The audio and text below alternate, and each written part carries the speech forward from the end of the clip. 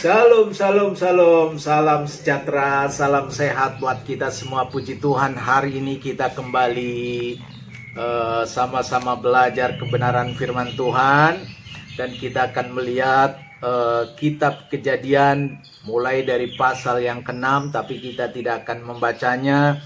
Kita akan lebih merenungkan di sana karena saya percaya semuanya sudah membaca kitab ini. Di sana diceritakan bagaimana bahwa manusia pada saat itu sudah begitu jahat. Dunia ini, bumi ini sudah, Alkitab mengatakan sudah begitu rusak.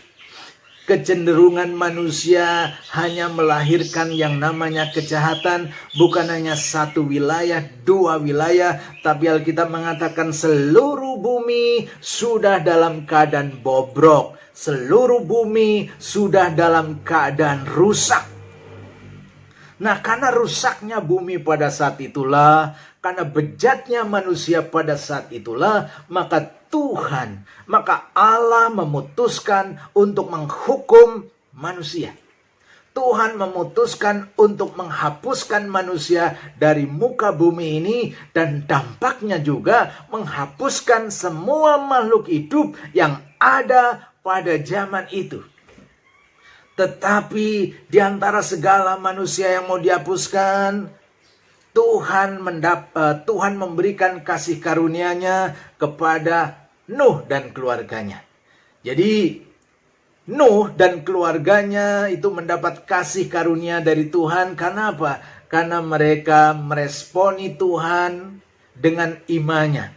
Jadi di tengah dunia yang bejat, di tengah dunia yang bobrok, di sana ada satu keluarga yang tetap hidup benar. Satu keluarga yang tetap mau membangun kedekatan pergaulan dengan Tuhan, yaitu keluarga Nuh, sehingga Nuh dan keluarga mendapatkan kasih karunia. Dan melalui Nuh inilah Tuhan perintahkan supaya memberitahu kepada masyarakat pada saat itu bahwa Tuhan itu akan melenyapkan segala makhluk yang ada di bumi ini. Kemudian Nuh berkhotbah pada saat itu bahwa kalau manusia tidak bertobat, kalau orang-orang pada zaman itu nggak mau bertobat, ingat, Tuhan mau menghapuskan segala yang hidup dari muka bumi ini. Tuhan mau menghukum dengan air bah. Tapi ternyata khotbah Nuh tidak mendapatkan respon dari manusia pada saat itu. Dan Tuhan perintahkan Nuh untuk apa? Membangun bahtera. Ya, membangun bahtera. Kemudian dari bahtera itu Tuhan juga perintahkan supaya Nuh memasukkan setiap pasang dari segala binatang-binatang yang ada pada saat itu. Dan tentunya juga setiap orang yang mau meresponi khotbah Nuh. Tetapi sayang Bapak Ibu Saudara sekalian yang dikasihi oleh Tuhan, meskipun Nuh sudah berkhotbah selama berpuluh-puluh tahun, bahkan begitu lama Nuh menyampaikan khotbah tentang penghukuman Tuhan, tentang penghakiman Tuhan, ternyata yang bertobat cuma keluarga Nuh, dan keseluruhan hanya berjumlah 8 orang. Nuh, istri, ketiga anaknya, dan ketiga menantunya. Jadi saudara sekalian yang dikasihi oleh Tuhan, ketika tiba waktunya, maka di sanalah Tuhan menyatakan penghakimannya pada zaman itu. Tuhan menyuruh Nuh masuk ke dalam bahtera. Tuhan juga menyuruh Nuh memasukkan semua binatang ke dalam bahtera. Setelah semuanya masuk, pada saat itulah Tuhan menurunkan hujan, bahkan mengeluarkan air dari dalam tanah selama 40 hari 40 malam, sampai seluruh bumi dipenuhi dengan air, seluruh bumi dipenuhi dengan air bah.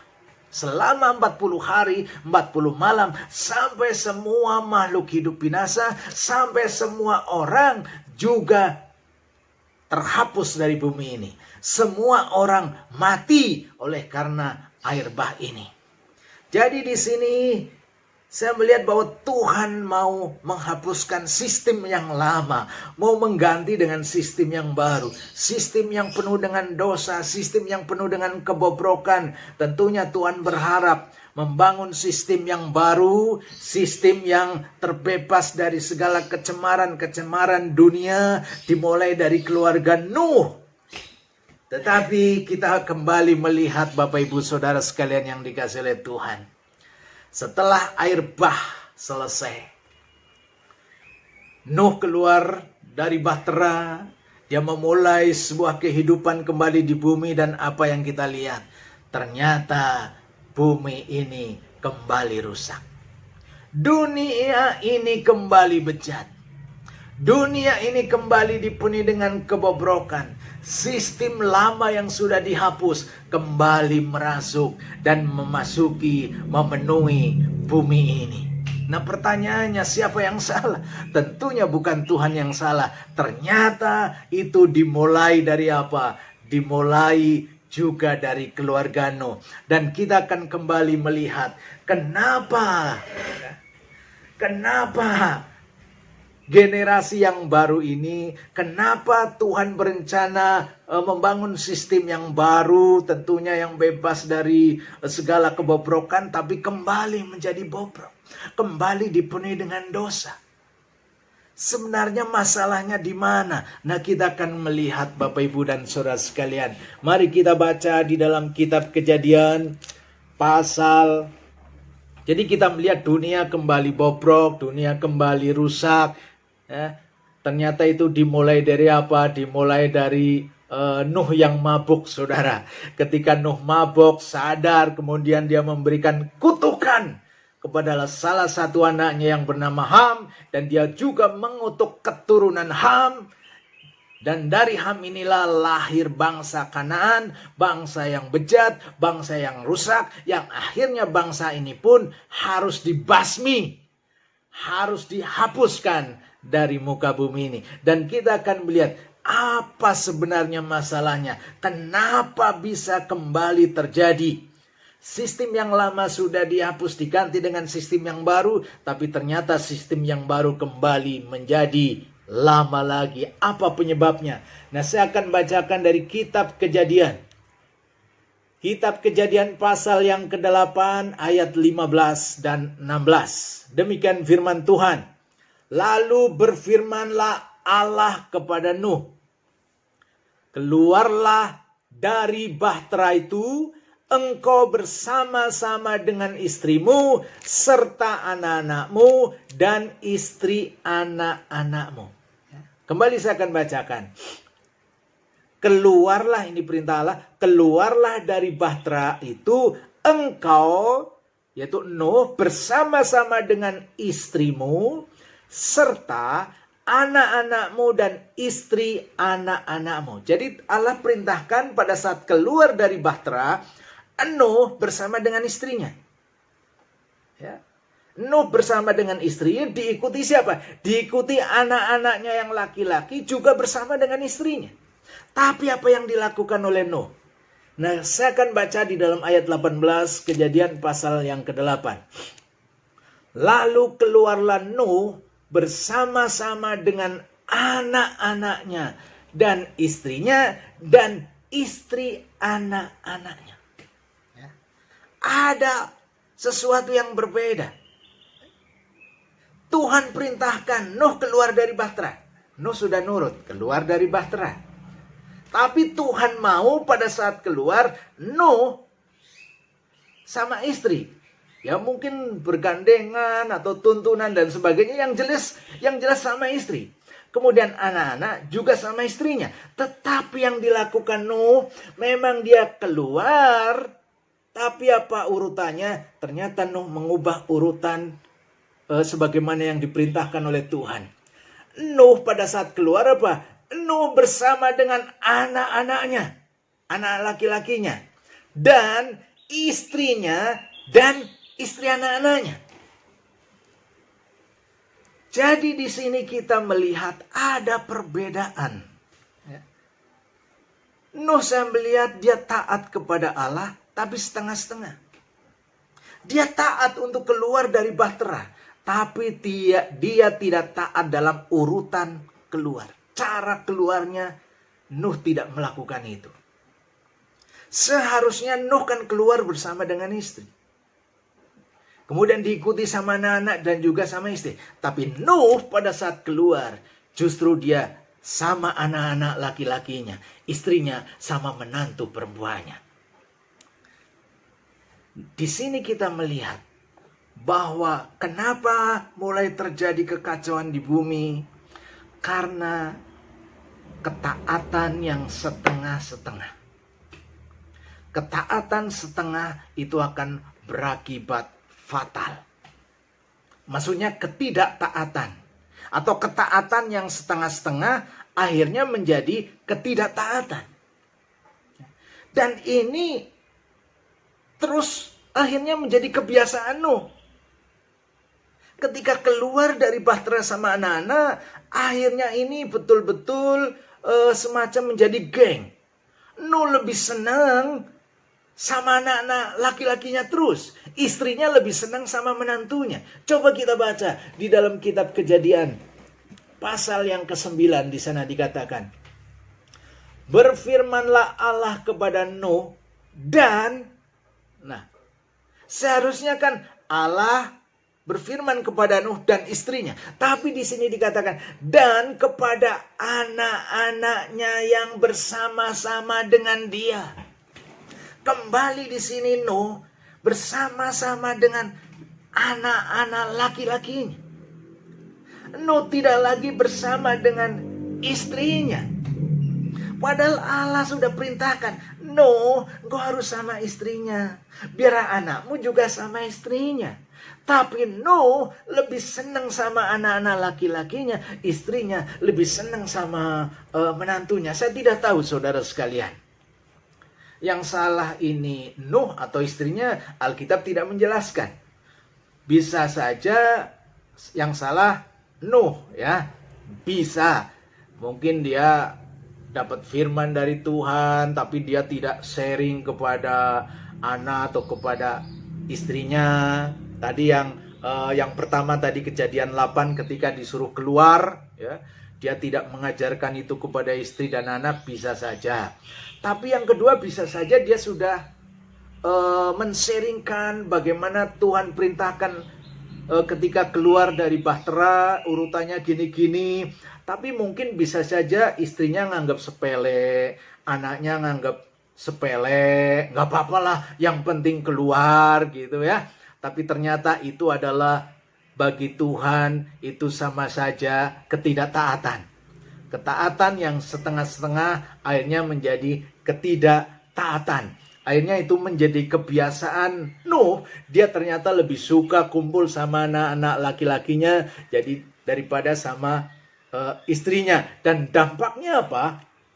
Ayat yang ke-20 Kejadian pasal yang ke-9. Nuh menjadi petani. Dialah yang mula-mula membuat kebun anggur. Setelah ia minum anggur, mabuklah ia dan ia telanjang dalam kemahnya. Nuh jadi petani anggur, kemudian meramu anggur. Itu kan butuh proses. Kemudian minum anggur, lalu dia mabuk dalam kemahnya. Nah pertanyaannya, ketika Nuh lagi meramu anggur, minum anggur, mabuk di kemah, istrinya di mana? Nah pertanyaannya, istrinya lagi di mana?